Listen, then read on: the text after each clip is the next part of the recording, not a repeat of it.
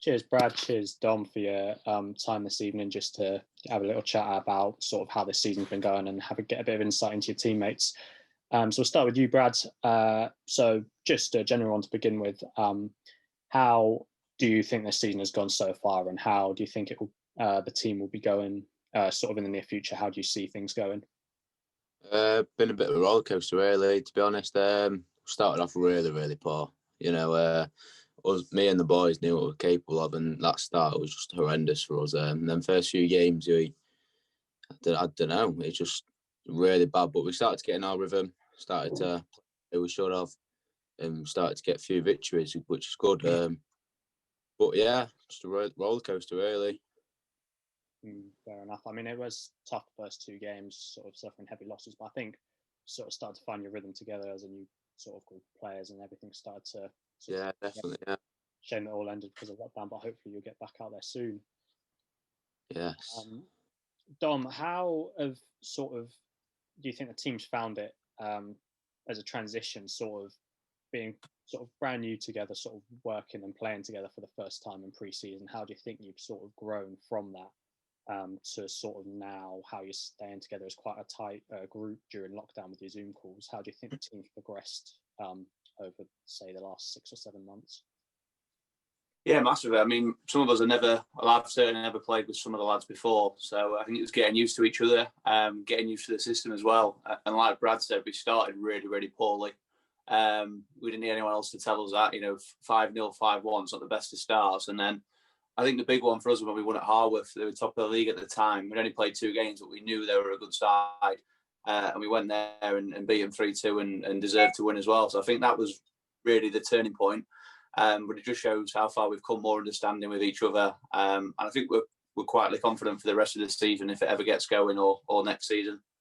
Yeah, I remember that game at Harworth. It's sort of certainly the second half performance you put out there was indicative of sort of like a turning point for your season. Since then, certainly the games you've played, you almost look back, it's been sort of really good results since then. Yeah, massively. That was the one for me. That was the one that got us going. Yeah, I totally agree with you. And just sort of opinions from the both of you. How's it like working with the coaching staff, and particularly Brad Wright? What's it like working under him? You want to go first, Dom? Or... Yeah, I'll go, mate. I like working with Brad. I've known Brad for ages, since I was young.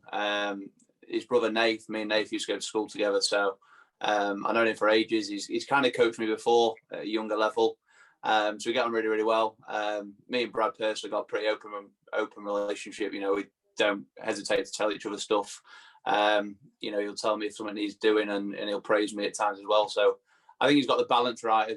There's been times this season where he's given us a bollocking when we've needed it as well, but then at times he's told us when we've been good as well. I think it's good to get that balance. Personally, for me, I'd like a little bit of praise, but then you've got to be told when you're doing something wrong as well. So I like working with Brad. Yeah, that's great to hear. And what about you, Brad? Anything to add to that, or how's your... Yeah, I'm the same. He's firm with all the boys, puts you in his place when you step out of line. He's so understanding if you're trying to learn new things, and he also is really good with listening to what the boys got to say. If the boys got opinion on what they think could improve the team, he'll have a listen, have a try in training. If it don't work in training, then it don't work. But yeah, he's really open and understanding. Yeah, that's great to hear that you two seem to have quite a strong relationship with him and the rest of the coaching staff. I mean, cheers for a bit of insight into this season and how things have been going.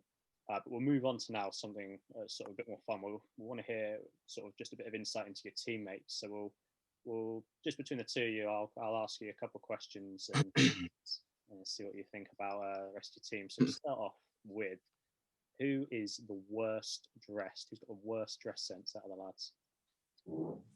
I've got this every time. Everyone's picked me because of one coat I wore. Shook, what are you laughing at, Ron? I got one coat. We went to watch the 16s and I wore like a long coat and I got absolutely ripped to shreds. Blake called me Arsene Wenger. To be fair, we've never been in that many social situations. We've not been able to go out that much. I'm going to go with Taylor because we had a training session before Christmas And we said if anyone wears tights, that is a massive fine. And he, the captain, turned up in some tights. Everyone else had shorts or trackies on. So I'm going to have to go with him for that. Not acceptable. Should have been fined. Fair enough. I'm not going to lie, Tom. Your name's been mentioned a couple of times before. We've had worse. Shocking. It's a reputation, mate. I don't know fashion, mate. Listen, mate. That's just what the lads have said before. But we'll move on swiftly from that. Who's the biggest moaner, sort of, when you've got to, let's say, do some extra running? Who's the biggest moaner when you've got to do maybe some press ups or split ups? Who's always having a word saying, you know, he doesn't want to do them? I'll let you answer that, Ron. Who's moving? I'm trying to think. I won't really say there is one, really. No, I won't say there's a. I won't say there really is one, nah. Well, that's great to hear from sort of the great team ethic, great work rate from all of you. Then I don't like doing. I'd be interested to hear what the gaffer says, but you know, no, that's fine. What you two have said, and that's great to hear that the team's got a great work ethic. Now, who is sort of the biggest joker on the team? Sort of the class clown, if you want to call it that. But who's the biggest joke? Who likes to sort of have a laugh the most? Probably Brad Hardy, yeah. He's always got people on the ropes in the group chatting and changing rooms and everything. Yeah. You're looking in changing rooms, people a bit ropey about playing football, and a bit nervous about the game and how it's going to go. You just look at Brad Hardy, he's just pure joke. So yeah, he gets the lads going in changing rooms with all his like jokes and everything. And yeah, probably Brad Hardy. Yeah, I've heard that a couple of times. People mentioned him, and even the gaffer said he's hilarious in the group chat. You lot are going. Uchi likes it. Scott Uchi's pretty good at his winding people up as well. Yeah. I'd say Ronis is as well. He sat there with a little smirk on his face. When Brad and Scott Uch get going, Jesus. I sit next to Ronis in the changing room and them three are all around going bouncing. I'm just sat there. Anything for a good laugh. Right, now, this could be a controversial one here, but when you lads have got to do sort of fitness work and when you're doing races and against one another, who is the fastest and who is the slowest? Ooh. Who's fastest? You've got to be up there, Ron. I'm going to say Stocksy, me, just based on that 5K time. Stocksy blitzed that 5K, didn't he? In terms of little sprints, I'd have to say Scott's pretty quick. I'd say Ronis is pretty quick. Well, it's definitely not me. Or Al, when yes. is it Al in sprints? He's quick. Yeah, he's rapid. Some good praise, but on the flip side, you could really stitch some lads up here. Who's the slowest? That could be me, you know. I've got to be up there. Give it to you, Dom. To be honest, it's got to be me, innit? You can admit that, Dom, about it. Surely there's someone slower than you, Dom. I'm trying to think of anyone, you know. I don't think there is. I'm trying to think. Well, is Taylor quick? Oh, Manny is not that quick, is he? Yeah, we'll have Manny. You can have that, Manny. I'm not having that one. I'm having worse dressed than this. Well, fair play for admitting that it could be you as well. You know, that's. I've got a different skill set, Josh. Of course. Now, who out of the lads do you think would make the best future gaffer, the best future boss? Future gaffer. Ooh. I think Scott would say he would. Scott likes to shout a lot and give a lot. Gives some inspirational talks and stuff in a group chat. I reckon Scott would be pretty good. Yeah, Scott would be quite. You know what? I reckon I'd give you it, Dom, as well. Hey, stop it. Yeah, some of them rants you have on Twitter, mate, have me just laughing. Some of them rants you have on Twitter have me laughing. I'd give it to you on that one, I reckon.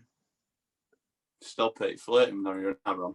I know, yeah. Valentine's Day soon, mate. Yeah, you or Scott. Dom or Scott. There is then. I'll be looking in the future then to see you on the touchline, Dom. Yeah, Scott can be assistant. He'll be assisted. You two make great pairing in the future for a club. Now, who takes the longest when getting ready for a match? Sort of who's last out the changing room for whatever reason? skipper takes ages, absolutely ages. Ready. I don't know why it takes so long. I'm there. There's like me, Ronis, Scott, like bouncing, ready to get out, and then there's Taylor just putting his shin pads on or something. It's like, come on. And we're here for ages. They each stand, and we all have to wait to go out together. And it's like, come on, I've been ready 15 minutes. Well, having a chat. Just like boots, shin pads, some sort of tape, or has he got some sort of like? Because I've heard like pros in the past have got some sort of like superstitious thing where they like last out the changing room is good luck or something. I've got a bit of superstitious moves, not like last out changing room, just like the way I do stuff, like the way I get ready for games. Yeah, fair enough. I do it in the same order of the game. Yeah, I do. Farley's not quick either. Farley's in no rush to get out changing. It is always last in and last out. He is. Late one then. Oh, fair enough. Now, who has got the worst trim in the squad? This could. Worst trim? I'm not sure. Ted. Yes, it's got to be Ted. He got a mullet. Yeah. What is about Ted? Is it? If I get this right, was because Scott was on there earlier and he said Ted. I think he said he had some sort of mullet going. Yeah. Ted, definitely. It's got to be. He said he lost. Scott said he lost some sort of bet and had to grow that out. What was that about? If either of you two know. I'm not sure. I think was it at FIFA or something, Dom? I think it's something to do with that, mate. Yeah, and he. Well, I hope it was a bet anyway with his with his trip. Yeah, I mentioned. Yeah, I think it's a bet. I'm not sure what over though. You mentioned it. It's got to be Ted. I can't think of any other ones. To be fair, I can't think of any poor ones. Yeah. Or Spenny. Spenny's is just his hairline, though, isn't it? Spenny's got a bit. Yeah. Yeah, you got to mention Spenny for that. He's receding. He'll be bald next year. He's only about 18. Shocking. Definitely. And sort of touching on that at the end here, who's sort of the best trainer and who's sort of the worst trainer? So I guess if you look at it, who's sort of the hardest working and who's the laziest when it comes to sort of drills and fitness? Laziest.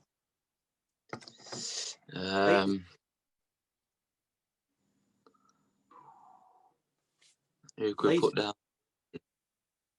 I'm not sure if anyone is lazy, you know. Some people, I'm going to go Hutch. Hutchy sometimes likes to conveniently sit out a little jog around the pitch sometimes. In the actual training, he's pretty good, but sometimes he'll not fancy a jog around the pitch. He'll end up taking his long johns off or something. Yeah. Who else has got? Now, most of the lads are all right, to be fair with it. Yeah, they are. Similar to the biggest moaner, then it sounds like, you know. Yeah, most of the lads.